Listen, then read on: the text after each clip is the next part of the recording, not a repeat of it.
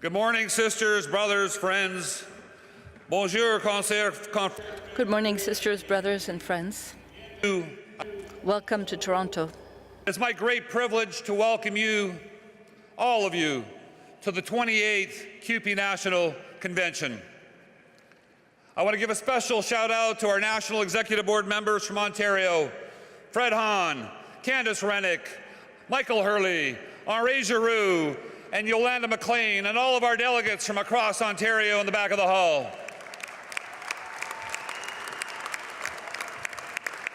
We're so happy to be here with you for our convention in a province where CUPE is standing up against privatization at every turn. You're taking on the provincial government's plans to sell off hydro shares. You're campaigning against city councils who threaten to contract out our solid waste. And you're fighting institutions who want to privatize food, cleaning, or laundry services. This is also the province where we've had the most strikes in the last 2 years, where our members are standing up to bad employers, and where, because of continued efforts of CUPE activists, we're finally seeing improvements on the Labour Code and a $15 minimum wage. I want to welcome Paul Farrow, Victor Elkins, and all of our delegates from British Columbia, where we just turned the page on 16 years of corrupt Liberal government and elected a new NDP government and 3 CUPE sisters in the legislature. I want to welcome Marley Roberts, David Graham, Gloria Lapine, and all of our delegates from Alberta who have been weathering some difficult times following the wildfires in Fort Mac and the economic downturns. But they are coming out stronger on the other side. Welcome to our delegates from Alberta. I want to welcome Judy Henley, Tom Graham, and Gord Delbridge, and all of our delegates from Saskatchewan and Manitoba, where our members are leading the charge against conservative governments bent on undoing generations of progress for working people. Et je souhaite bienvenue à Denis I want to welcome Denis Léger from New Brunswick, Leonard Crawford, Nan McFadgen from Nova Scotia, and Wayne Lucas from Newfoundland and Labrador, and all of our delegates from Atlantic Canada and the Maritimes who are fighting back every day to defend public services against Liberal governments who said one thing to get elected and did the opposite after they got in office. Bienvenue. Welcome to Denis Bolduc, Benoit Bouchard, Marie-Josée Alvarez, and all of our delegates from Quebec, where this winter we won one of our best victories in organizing. I want to thank our Secretary-Treasurer, Charles Fleury, who is here with us. Charles is a dedicated leader who is very determined, and he is a great friend. Thank you, Charles. And finally, I want to thank all of you. Thank all of you. Thank you for making the trip across our vast and beautiful country. And thank you for making the time to be here to be part of the discussions that we're going to have this week. I want to thank our amazing staff, those that are with us here this week making our convention work, and those who are back home supporting our members. Looking out across this room, filled with so many people who are so passionate about building our union, let me tell you, my friends, it's a pretty wonderful sight. So give yourselves a round of applause. Bravo!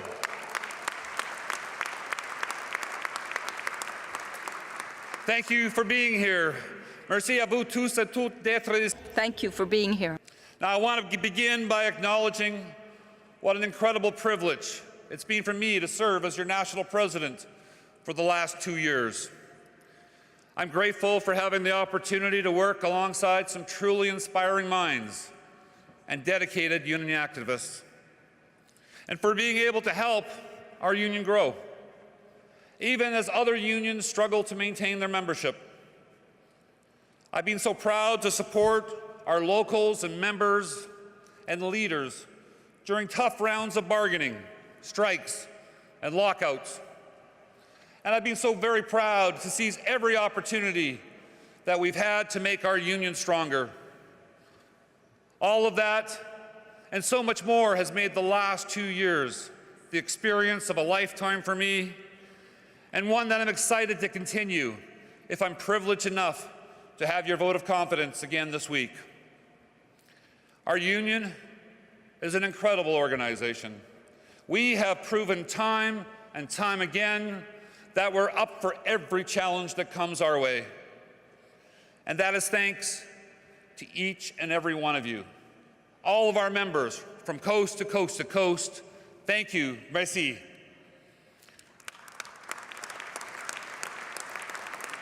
A lot has changed on the federal scene since our last convention.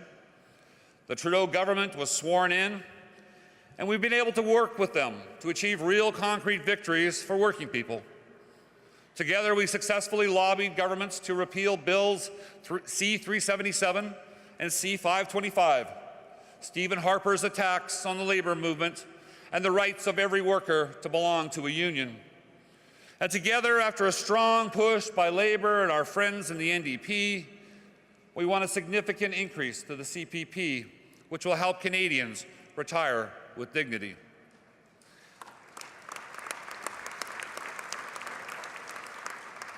These are important victories, and ones that wouldn't have been possible without the hard work of CUPE members.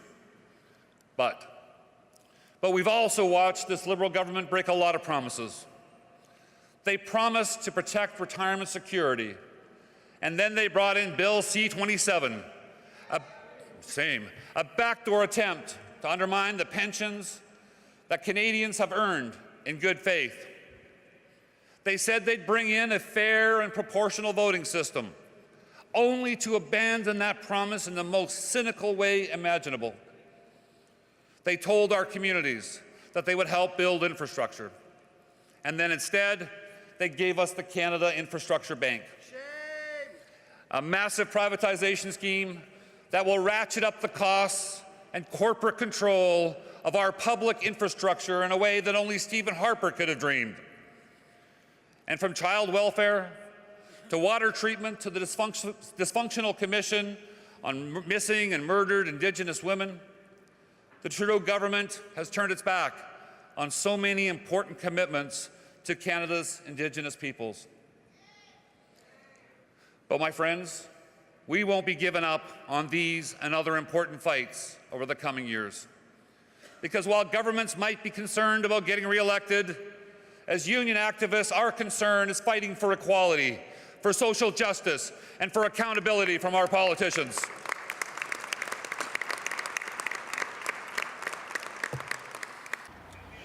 There are no easy victories in our field. It is by working hard and by being determined that we will achieve our goals. All of those who have had to face conflict over the past 2 years know this very well. Those of us that have stood on a picket line over the last 2 years knows this very well.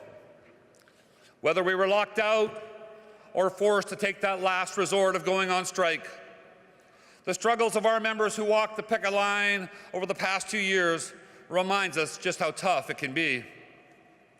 But their struggles also remind us how important it is to stand up for what's right and to stand up for each other when we see folks on a picket line. And that's why I want to acknowledge the courage of our members in Local 2316 in the Children's Aid Society of Toronto who went on strike for a fair contract. Local 4325, Family and Child Services workers in Guelph and Wellington, who fought back for better wages. Local 1989, our library workers in Mississauga, who took up the fight against precarious work. Local 926, our support workers at Wilfrid Laurier University, who took action to defend against contracting out. Local 2204, childcare workers at the YMYWCA in Ottawa, who fought for and won better wages for our members there. Local 4914, the Children's Aid Society workers in Peel, who showed such resolve in the face of shady employer tactics and eventually carried the day. Local 2049, the Children's Aid Society workers in Nipissing and Parry Sound, who won the day in their fight for a better contract and no concessions. La section Local 2500 at Laval University, who resisted concessions for members and for retirees. I congratulate our members from Local 89 in Montreal, who were on strike for decent timetables and to protect their retirement and to fight against contracting out. Local 4155,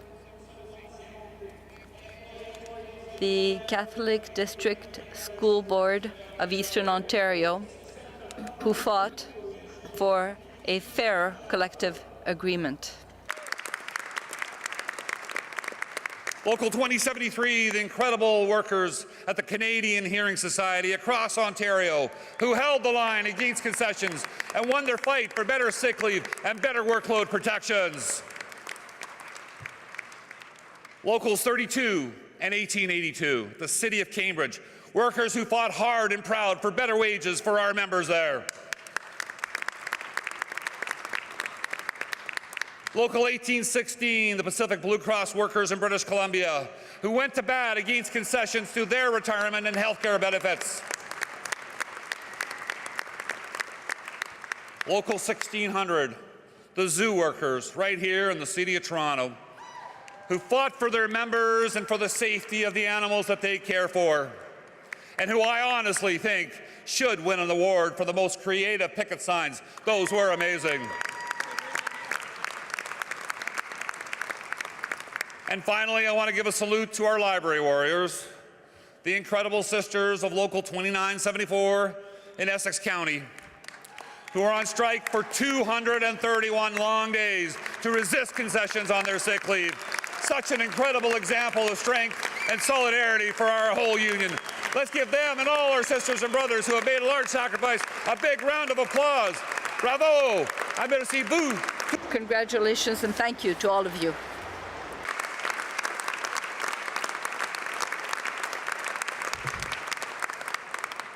But you know, our work doesn't start or stop at a picket line. The last 2 years, we've seen new challenges to our contracts and our working conditions. And we've encountered new threats to the very existence of public services in Canada. And my friends, CUPE members in every corner of this country and in every sector of our union have risen to the occasion and met those challenges head-on every time. Whether it's our airline division doing incredible work to improve health and safety for flight attendants and passengers alike, or our hospital unions pushing back against workplace violence,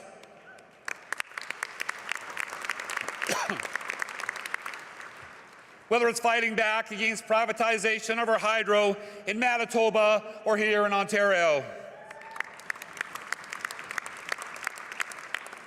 or saying no to P3 healthcare in Newfoundland and Labrador,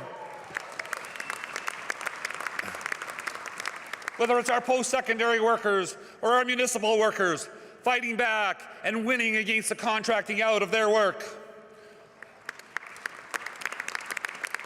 or our library workers and our social service workers showing that there is a better way than austerity for these critical services in communities across Canada. Que ce soit or our members from the transportation sector in the Greater Montreal region who have been fighting against privatization of public transit and projects that had been praised by the Quebec government. Or our communications members who ensure that income tax credits for the industry be distributed more equitably. Whether it's our paramedics in British Columbia and Ontario for fighting for the respect and recognition that they deserve, or our highway workers in Nova Scotia and New Brunswick working to keep the roads safe for everyone. Our job as a union is about protecting people and protecting jobs, of course. But even more than that, it's about protecting the role that these people play in our society. It's about building those connections within our communities. It's about ensuring that the services people need are going to be there for them, delivered to them by people who care. Delivering public service is much more than a job.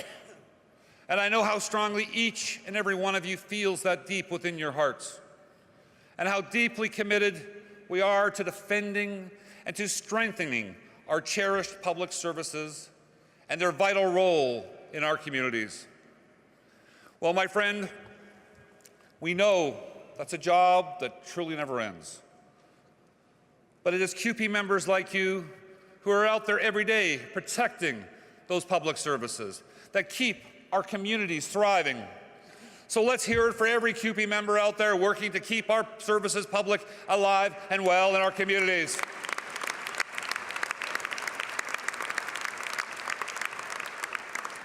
Now, as you know, collective bargaining is our core responsibility as a union. It is also one of the best ways that we can build our collective strength by engaging and mobilizing our members and using that as a source of strength as we seek a better deal for our members and a better country for all Canadians. Because whether we like it or not, we're living in a new era for collective bargaining. We're living in a country where no matter where you live, no matter what sector you work in, governments and employers are coming after the hard-earned rights of workers. They're taking new, aggressive approaches to try and cut back wages, benefits, and working conditions that we've spent generations fighting for.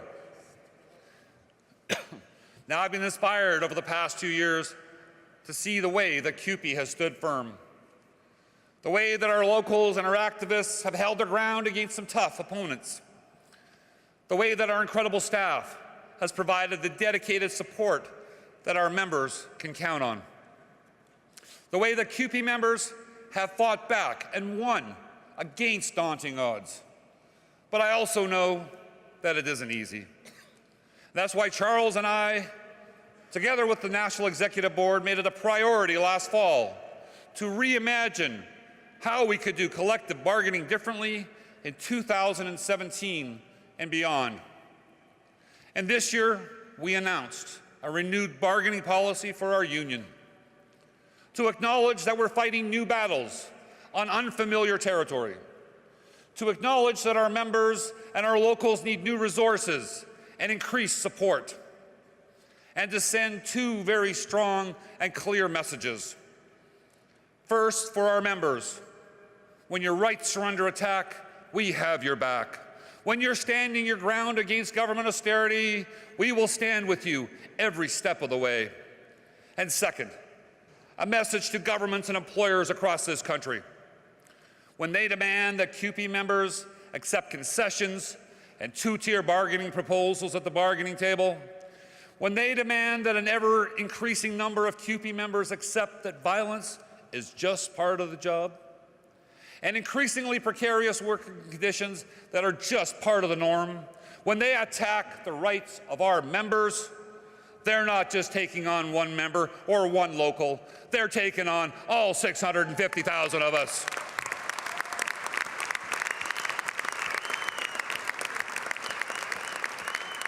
Because when it comes time to advancing the cause of workers' rights in our country, CUPE will always bargain forward. And when it comes time to defending the hard-won rights of workers in Canada, we will not take one step back. Avec notre nouvelle politique sur With our new bargaining policy, we have a new game plan to ensure that our union solidarity is strengthened. And I know that if we manage to mobilize and if we stand together, we can continue to build on our strength in order to achieve great things for workers throughout the country. The past 2 years, growing our union's commitment to diversity and inclusiveness has been another important priority for CUPE, and it will continue to be one for the years to come, because CUPE is a proudly diverse union, and we've been a leading voice in our workplaces and on the national stage for inclusion since the earliest days. Because, as Canada's largest union, it's our job to stand up for equality and diversity.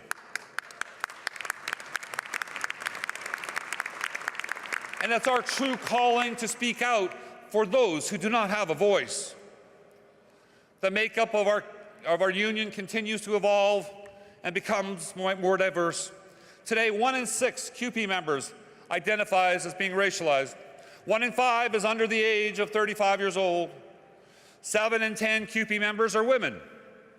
And a rising number of CUPE members identify as Indigenous, LGBTQI, or workers with disabilities. Meanwhile, across the country, CUPE's organizing efforts are focused on sectors and communities with some of the most marginalized workers. Many of them are young workers or workers from equity-seeking groups, folks who don't often see themselves represented in leadership positions. Since 1999, CUPE has had 2 diversity vice presidents on our executive board. And I want to give a special thank you to Gloria Lapine and Yolanda McLean, our 2 sitting diversity vice presidents, who do such valuable work for CUPE and all of our members.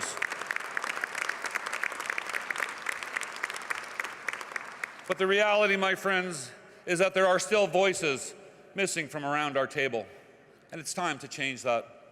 This week, we have an opportunity to do just that, with a resolution to add 4 more seats to our National Executive Board. 1 for young workers, 1 for LGBTQI workers, 1 for workers with disabilities, and 1 for women, in addition to the 2 seats that currently represent Indigenous workers and racialized members. My friends, I want these new voices around our board table. Frankly, I cannot think of a time when our union needed them more. In the last year, we've seen the election of Donald Trump as president to the south of us, and the rise of Andrew Scheer, a social conservative to the right of even Stephen Harper, and the revival of white supremacy in North America and around the world. These are the things that remind us that equality and respect for diversity don't just happen on their own. We have to work for equality. We have to strengthen our diversity, and we have to build respect, my friends. And it's time to do just that. As our membership changes and we welcome more workers from underrepresented groups into our CUPE family, it's time for our leadership structures to change as well. We have a profound opportunity to better represent and reflect our membership, and to expand the richness and the perspectives around our table, so that we can make better decisions about the direction of our union and build our strength for the challenges down the road. Nous devons saisir l'occasion. We must seize this opportunity to be more representative and to better reflect our membership. New points of view to debate, to come to better informed decisions in order to face the challenges that we need to face, and to show our commitment to equality within the National Executive Board and within our union. Our commitment to equality at the National Executive Board and across our organization. My friends, our union has grown a lot since we last met. At our last convention in Vancouver in 2015, we had 635,000 members. Today, in Toronto, we stand at 650,000 strong.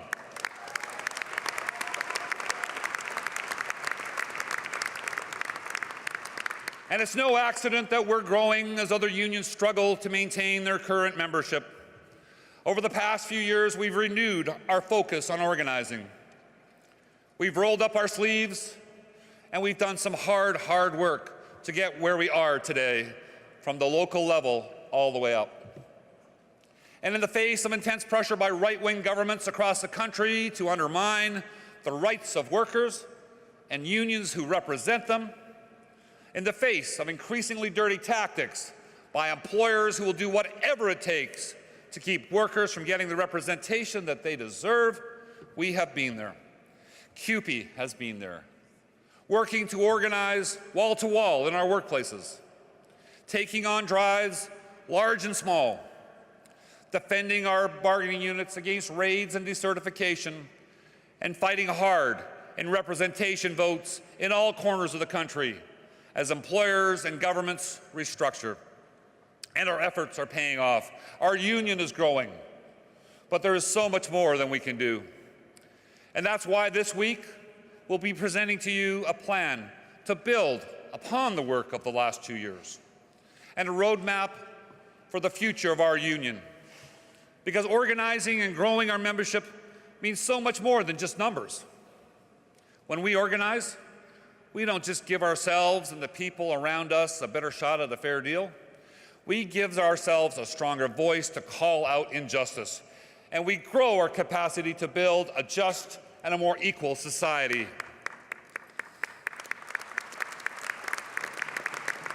My friends, this gathering is a chance to remind ourselves where our real strength comes from each other. And we have such an incredible convention ahead of us this week. Nous avons une super semaine de congrès. We have a fabulous convention week before us. And determine the course of our future, where we'll come together to build our strength for years to come. Because when we look around today, we can see the power of our great union right here in this room. We can see the potential of union solidarity, but only when we stand together. So, my friends, if you're proud to stand for justice and equality for everyone, raise your hands. And if you're proud to stand for fair wages and working conditions and a secure retirement, then make some noise.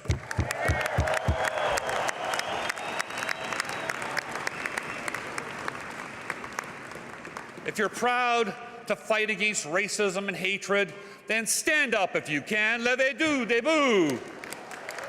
Stand up if you can. If you're here to fight for those who do not have a voice, then stand up, debout. If you're proud to stand up for public services in our country, then stand up, debout. This is a tremendous strength of CUPE, my friends. Voilà notre force. This is what we can be. This is our strength. We are united. So let's stand united, and together, let's grow this union. Let's fix our country, and let's make a better world. Thank you very much. Merci beaucoup. Thank you very much. Up to my report.